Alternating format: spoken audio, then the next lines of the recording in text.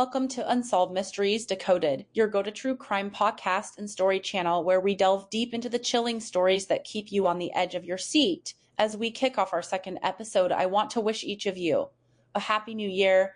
May this year be filled with hope, discovery, and the relentless pursuit of truth.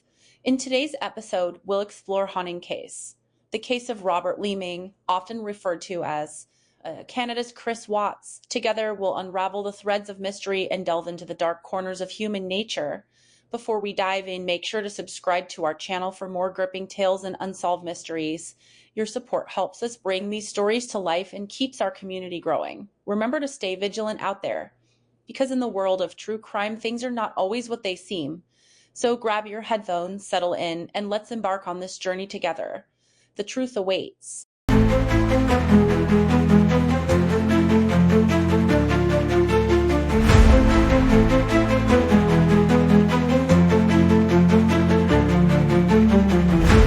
Welcome back, everyone. We've got another deep dive lined up, and this one is a tough one. Robert Leeming.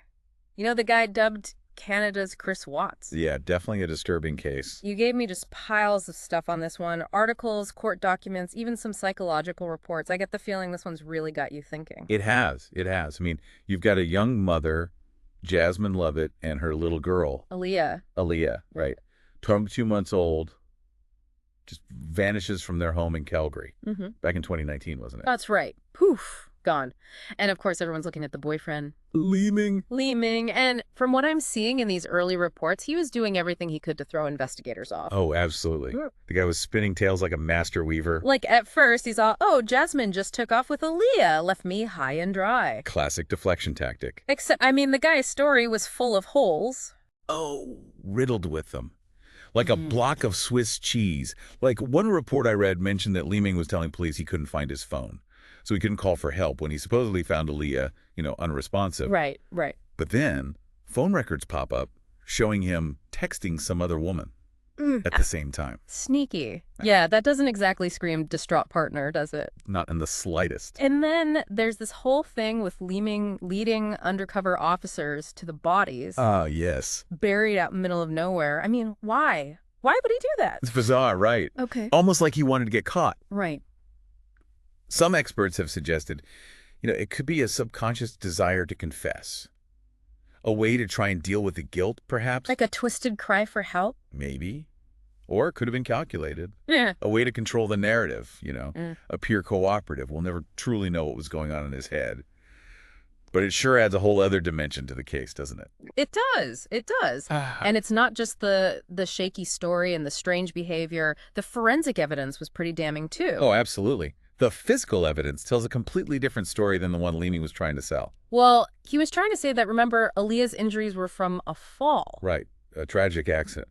But the pathologist's report you provided is pretty clear on this. The nature of those head injuries. Very unlikely to have been caused by a simple fall. Meaning someone did something to that little girl.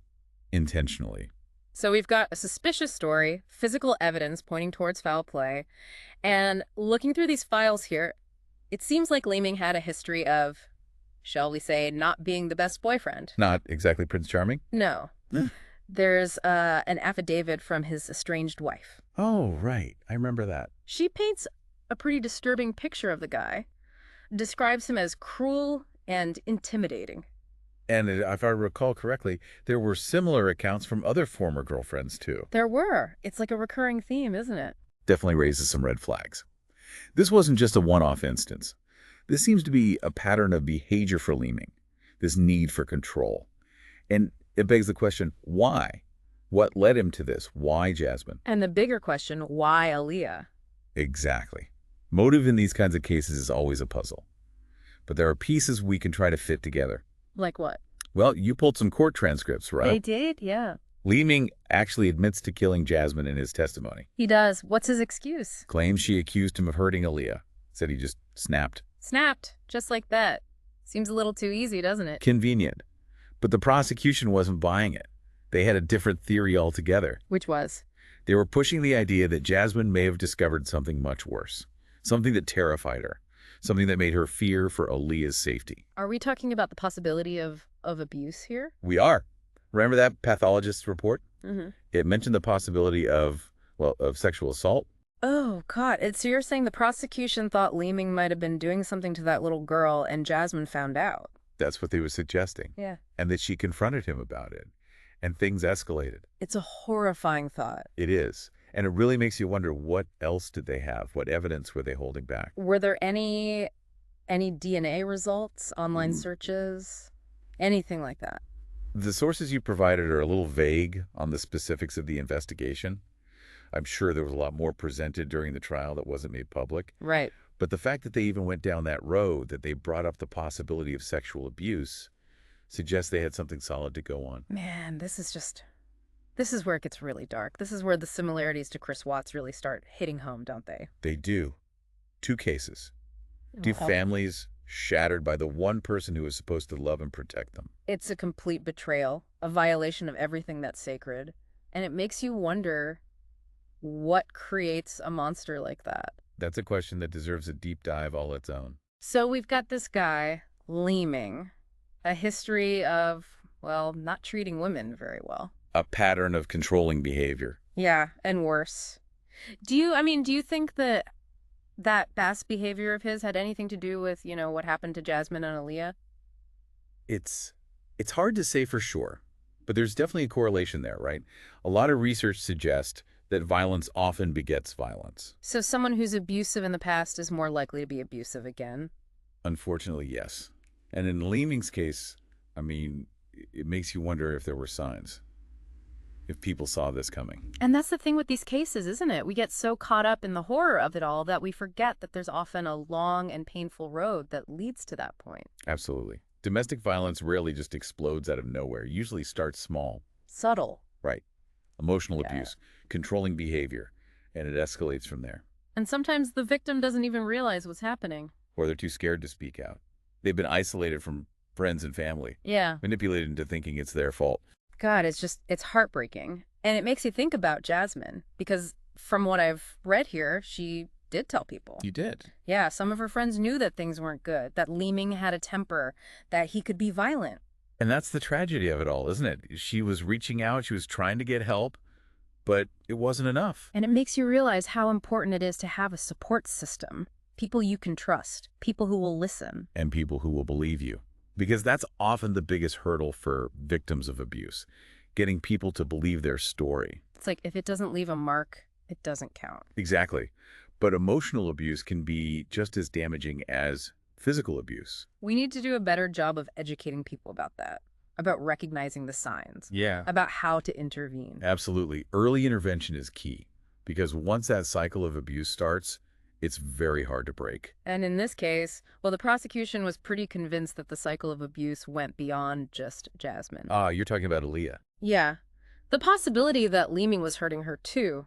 But besides the pathologist's report, was there anything else?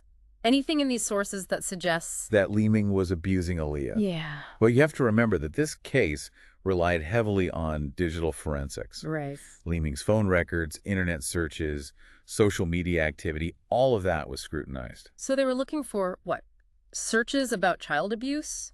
Contact with other potential victims? Exactly. Any digital trail that could corroborate their theory. And even if you tried to delete stuff, they can usually recover that, right? Oh, absolutely. Digital forensics experts are like digital archaeologists. They can piece together a pretty detailed picture of someone's online activity. So even if it wasn't in the reports I have, it's safe to assume that Leeming played a big role in the trial. I would say so. And the fact that the prosecution even brought up the possibility of abuse against Aliyah, well, it tells you how seriously they were taking this. And it's another layer of horror, isn't it? To think that that little girl might have been suffering too. It is. And it underscores the fact that domestic violence doesn't happen in a vacuum. It impacts everyone in the family. Especially the kids. Right. Children who witness abuse or who are abused themselves, they carry those scars for life. And this is where I think the comparisons to Chris Watts are really important, You think? because they both show us how domestic violence can destroy an entire family. And they force us to confront the fact that this can happen anywhere, to anyone. You're right. These high-profile cases, they shine a light on a problem that's often hidden in the shadows, and they spark important conversations about abuse, about intervention, about support systems. And about accountability, because both Leeming and Watts, they tried to control the narrative. They did. Leeming with his story about Jasmine just leaving, Watts pretending to be worried about his missing family. Why do they do that? Is it some kind of psychological defense mechanism? It could be. Some experts believe that abusers, especially those who commit these kinds of horrific acts, they often engage in self-deception. So they're not just lying to everyone else, they're lying to themselves too. In a way, yes. They try to rationalize their actions, minimize their guilt, convince themselves that they're the real victims. Wow.